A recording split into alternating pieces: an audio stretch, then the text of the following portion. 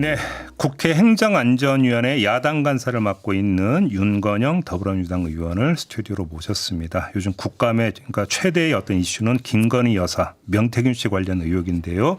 관련해서 두 줄기 의혹에 대한 좀 집중 분석이 필요해서 의원님을 직접 모셨습니다. 어서 오세요. 네, 구로울의 윤건영입니다. 네.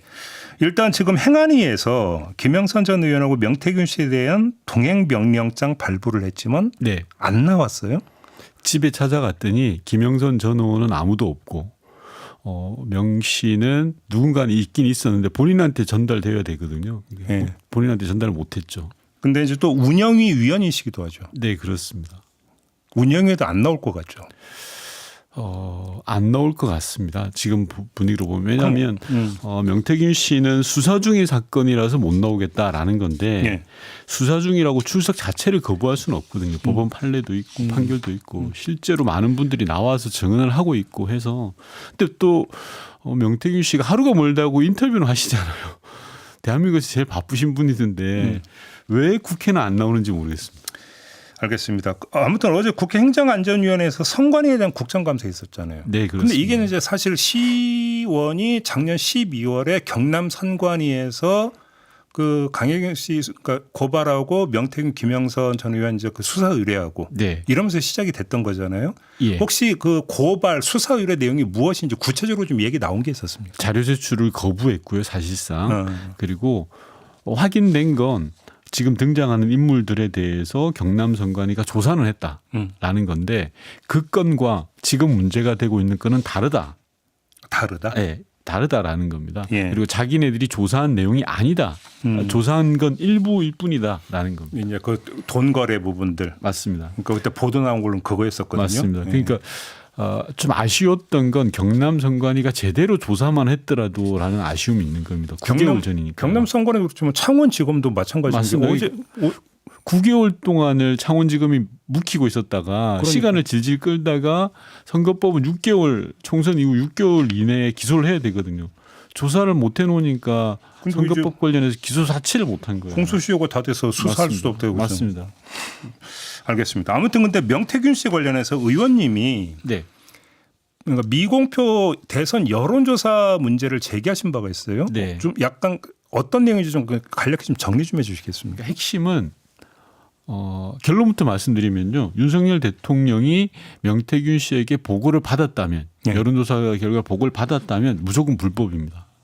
아, 왜요? 무조건 불법. 왜냐하면 윤석열 대통령이 지시를 했든 안 했든 당시 알았든 몰랐든 이 불법인데 예. 첫 번째 만약에 지시를 했다면 예. 이건 돈을 줬다면 회계 처리를 해야 되고 신고를 해야 되는데 이 모든 걸 안 했습니다. 그러니까 이건 불법이죠. 예. 근데 만약에 돈을 안 줬다, 지시를 안 했다라고 하면 이제 무상으로 받았다라는 게 되잖아요. 그렇죠. 선의에 기대서. 정치적 기부해 예. 그 조항에 걸린다면서요. 정치자금법상 부정수수죄에 해당됩니다. 예. 즉 일종의 기부를 받은 셈입니다. 그래서 또 윤석열 대통령이 나중에 알았다 난 전혀 모르고 있다가 예. 명 씨가 한 걸 나중에 알았다 그래도 이게 위법행위인데 왜냐하면 예. 강희경 씨의 증언에 의하면 3월 20일 날 명 씨가 윤석열 대통령에게 청구서를 들고 갔다라고 이야기했거든요. 그거는 대선 자금 신고 이전입니다. 네. 그래서 이것 또한 선거법과 정자법 위반 사항입니다. 어떤 경우가 되더라도 다 법에 걸린다. 보고를 받았다는 전제하에 예. 명 씨한테 정례직인 보고를 받았다는 전제하에 예. 이건 다 불법인 겁니다. 근데 미공표 여론조사도 여조연에 신고하게 돼 있지 않습니까? 맞습니다. 지금 혹시 그게 다 파악이 됐습니까? 어느 정도 규모인지. 선관위에 신고 안 된 이 신고 조사가 있는 겁니다 지금. 그것조차 신고 안 한 게 또 있다. 네네네. 일종의. 그럼 그렇다면 어느 정도 양이는지 확인이 안 되는 거잖아요. 그렇죠. 신고가 안 돼 있으니까. 왜냐하면 여론조사는 모두 선관위에 신고하게 돼 있는데 네. 그때 소위 말해서 선거 직전에 예. 아주 급박한 시기에 예. 그때 부분은 신고가 지금 안 된 걸로 지금 파악되고 있는 겁니다. 아, 그래요? 네. 여러 가지로 있으면 이거 범죄 문제가 다 얽혀 있는 거네요. 네. 여기서 그러면 이 미공표 여론조사와 관련해서 윤석열 대통령과 명태균 씨 간에 어떤 관계에서 어떤 대화가 또 뭐가 오고 갔는지는 전혀 지금 알려진 바가 그렇죠. 없는 거고. 그런 부분이 밝혀져야 되는 부분인 겁니다. 그러면 실제로. 근데 또 이제 국감장에는 명태균 씨는 안 나오고. 안 나오고. 그럼 수사 말고는 방법이 없는 거고. 수사해야죠 이 정도면. 그래요? 예. 예. 그런데 그럼 여기서 하나 지금 궁금해지는 게 하나 있는데요. 자, 일단 수사를 하는데 수사가 뭔가 지지부진하고 뭔가 미흡하다고 판단을 하면 네. 또다시 특검 얘기가 나올 수가 있는 건데 예. 이거는 김건희 특검으로 또 결이 달라져 버리는 거 아닙니까? 그게 돼버리면. 뭐 좀 복잡한 문제이긴 합니다. 근데 예. 저 개인적인 생각을 전제로 네. 아직 뭐 당에서는 이런 부분이 의논이 안 됐으니까 네. 저는 김건희 특검법의 내용을 확장시키는 게 맞지 않을까 싶습니다. 이것까지 포함시켜야 예, 예, 된다. 예. 그게 오히려 더 감명하지 않을까 싶습니다. 특검법을 두 개 하는 것보다는 예. 제 개인적인 생각입니다만. 그래요. 예. 그러면 특검법 명칭도 혹시 바꿔야 되는 거 아닙니까? 아닙니다. 왜냐하면 이번 이 명시 사건과 관련해서도 김건희 여사의 관계가 굉장히 많잖아요. 네, 그렇습니다. 네, 지금 대통령을 소개받기 이전에 어찌 보면 김건희 여사를 알았던 걸로 이제 보이는 정황들이 많이 나타나고 있어서 김건희 특검법에 담을 수 있지 않을까 싶은데요. 제가 이 질문을 드린 취지는 이 여론조사와 관련해서 당시 후보였던 윤석열 대통령이 네. 직접적인 수사 대상이 돼버리는 거잖아요. 그렇습니다. 이 문제가 되는 순간에는 맞습니다. 그러니까 김건희 여사가 네. 아니라 네. 그래서 그러니까 그 질문을 드렸던 거거든요.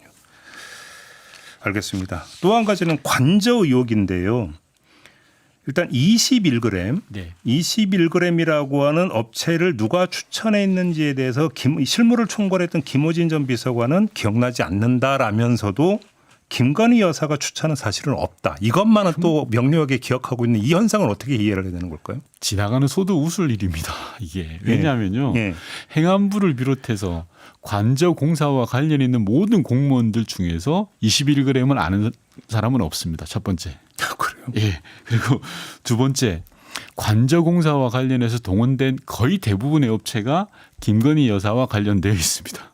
네. 세 번째, 21g을 아는 유일한 사람은 김건희 여사입니다. 역시 또 김건희 여사로 이제 가서 닿는 거잖아요. 예. 근데 21g이 코바나와 상당히 긴밀한 관계에 있었다는 것을 언론 보도가 많이 나왔으니까 뭐 여기서 다시 여쭙지는 않겠는데 21g 대표와 네. 김건희 여사 간의 개인적 관계도 있는 겁니까? 밀접하다고 하죠. 어떻게 해요? 그러니까 이게 국민대학교 대학원 과정에서 알게 되었다라는 이야기가 나오고 있고요. 네. 저희한테 들어온 제보 중에 하나는 21g의 대표도 김건희 여사랑 가깝지만 21g 대표의 부인 그분도 이제 패션쇼 기획하는 그런 업을 하고 계신가 봐요. 회사를 따로 운영하고 있어요? 예. 21g 그 사무실 아마 같은 건물을 사용하는 걸로 저희한테 제보가 들어왔는데 예. 가서 확인을 했더니 문이 잠겨 있어서 예. 더 이상 진척은 안 되는데 그분도 김건희 여사랑 가깝다라는 제보가 있었습니다. 아, 그래요? 예, 그래서 어떤 관계인지까지는 구체적으로 나온 얘기는 저희가 이제 없고. 파 들어가다가 예. 막힌 부분입니다. 지금 뭐 그래요? 사무실에 아무도 없고 해서 예. 좀 종적이 묘연합니까? 그럼 그 대표 부부는 연락이 안 되고 있습니다. 연락이 안 돼. 예. 그럼 21g 대표 말고 21g 대표 부인도 김건희 여사하고 밀접한 관계에 있다. 그런 제보를 저희가 받았고요. 예. 지금 추적 중에 있는 상황입니다. 근데 그러면 21g이 그 수의계약을 맺은 다음에 그 18개 업체에 하도급을 주지 않습니까? 네. 혹시 그 계통을 좀 계속 파고 계십니까? 파고 있습니다. 18개 하도급 업체 중에 15개가 무자격이라는. 무자격입니다. 예. 이게 이 관저공사는요 크게 5가지 문제가 있는데요. 첫 번째는 관저공사를 할 수 없는 업체를 선정한 겁니다. 그 청와대에 계셨잖아요. 예, 예. 그러니까 그 기준 내부 기준이라는 게 있을 거 아닙니까? 내부 기준이 아니라 이거는 일반인들도 다 아는 겁니다. 인테리어만 할 거냐 아니면 정축을 할 거냐라는 건데 정축까지 하겠다라는 거였거든요. 처음부터. 그러면 종합건축 면허가 있어야 되는 겁니다. 인테리어 업자만 가지고는 안 되죠. 그런데 예. 21g은 인테리어만 할 수 있는 업자인 겁니다. 그렇죠. 실내 인테리어. 그래서 이거는 첫 단계 계약부터 잘못된 거고요. 두 번째는 뭐 CC 설계라든지 여러 이 자료 자체가 없습니다. 아예. 그리고 뭐 세 번째는 준공 자체가 가짜입니다. 준공을 담당 공무원이 가보지도 않았고요. 확인도 안 했습니다. 준공 설계도 안 받았습니다. 이런 적이 없습니다. 행안부 여러 직원들한테 물어봤는데 예. 이런 적이 없다는 겁니다. 그리고 앞서 말씀드린 것처럼 18개 하청업체 중에서 15개가 무자격 업체인 거고요. 그러니까 모든 게 의혹투성이인 게 관저공사입니다. 어제 저희가 이제 이 문제를 계속 파왔던 한겨레 조성국 PD하고도 인터뷰를 했었는데 네. 이제 두 가지 그러니까 그 21g과의 하도급 관계 말고 네. 이 이제 관저 증축공사 어찌 보면 경쟁 관계에 있었던 어떤 중견 건설업체가 있었는데 이 중견 건설업체가 집무실 공사 때문이라는 이유로 포기를 했다. 네. 근데 이게 이해가 안 된다. 일단 수주하고 하도급 주면 되는데 예. 왜 포기하느냐. 또 하나 예. 관저 증축공사가 끝난 다음에 바로 입주할 것 같다가 한 2달인가가 지연이 됐는데 네. 이때 보안 공사라는 게 진행이 됐는데 대형 건설사가 등장을 한다. 네. 이 의혹도 함께 제기를 했거든요. 두 가지를 나눠서 봐야 되는데요. 예. 첫 번째로는 당시 정황을 한번 보시면 될 것 같습니다. 인수위 기간에 윤석열 정부 힘이 가장 셀 때거든요. 그러면 그 관저공사를 담당을 하는 행안부 입장에서는 행안부 공무원 입장에서는 아, 용산 대통령실이 관저를 고친다고 하네. 그러면 자기네들이 거래하는 가장 믿음직한 업체 순위 1, 2, 3을 가지고 있지 않겠습니까? 네. 리스트를. 제가 확인한 바에 의하면 그중에 가장 괜찮은 업체 리스트를 가지고 있었다는 겁니다. 행안부가 예, 이미 예, 예, 예. 복수의 후보 리스트를 네, 그래서 이 업체가 어떻게 했느냐라는 정도의 이야기를 슬쩍 해보려고 하는데 갑자기 21g이 나타난 거예요. 아, 그럼 이건 잠깐만요. 그러면 행안부에서 복수의 후보 리스트를 갖고 있다고 혹시 대통령실에 그런 건 아니죠.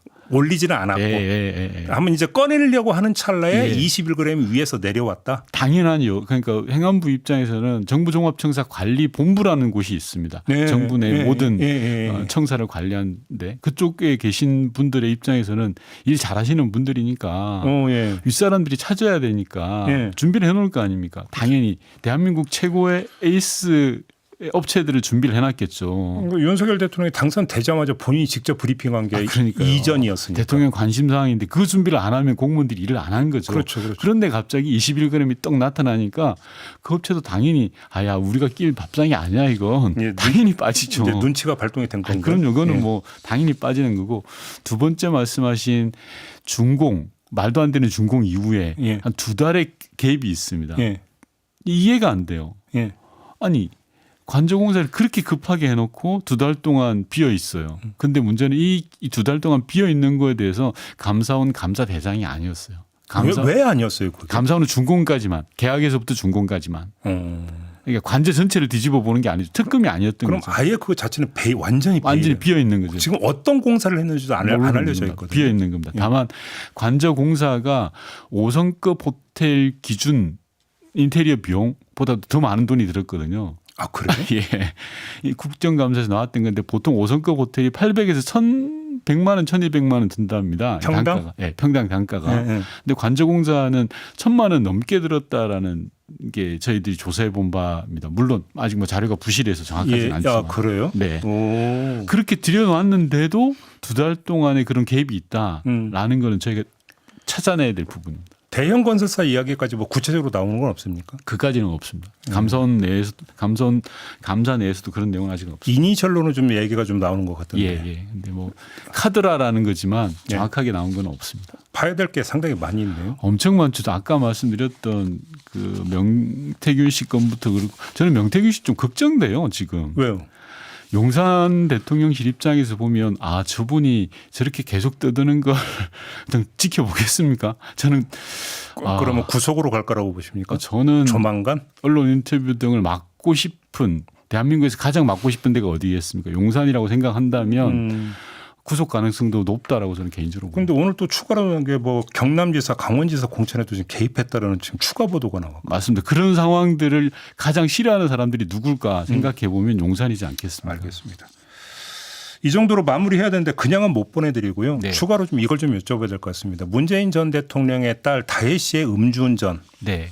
있었습니다. 혹시 관련해서 문재인 전 대통령한테 얘기 들으신 건 없습니까? 최근에는 뭐 국정감사도 있고 찾아뵌 적은 없습니다. 다만 문다희 씨 음주운전은 변명의 여지가 없다고 생각을 하고요. 100번 1000번 잘못한 거고 엄정한 법의 처벌을 저는 받아야 된다고 생각합니다. 뭐 국민의힘에서는 문재인 전 대통령이 입장 표명해야 되는데 이 주장을 하는데 이건 어떻게 보세요? 문재인 전 대통령도 저하고 비슷한 생각일 것 같아요. 100번 1000번 잘못한 거고 엄정하게 법 앞에는 모두가 평등하니까 처벌을 받아야 된다라는 말씀을 뭐 그런 생각이실 거라고 생각을 하고 저는 한 가지 말씀드리면 음주운전은 무조건 잘못된 겁니다. 이건 변명의 여지가 없죠. 1도 변명하면 안 됩니다. 그런데 1차에서 무슨 안주를 먹었는지가 왜 기사화되는지 모르겠습니다. 황색 저널리즘에 대해서는 한번 꼭 짚고 넘어가고 싶은 건데요. 잘못은 잘못대로 처벌하고 해야 됩니다. 책망하고 해야 되는데 일부 언론의 황색 저널리즘은 저는 도를 좀 지나친 거 아닌가라는 생각을 해봅니다. 하나만 더 여쭤보면 음주운전 혐의가 아니라 다른 혐의로 지금 적용하는 것까지 검토하고 있다는 보도까지 나왔거든요. 그 부분은 음주운전에 대한 수사를 할 때 모든 게 다 그렇게 적용을 한다고 합니다. 그래요? 예. 수사 절차상? 네네. 예, 알겠습니다. 자, 오늘 말씀 여기까지 들어야 될 것 같습니다. 고맙습니다, 의원님. 네. 윤건영 더불어민주당 의원이었습니다.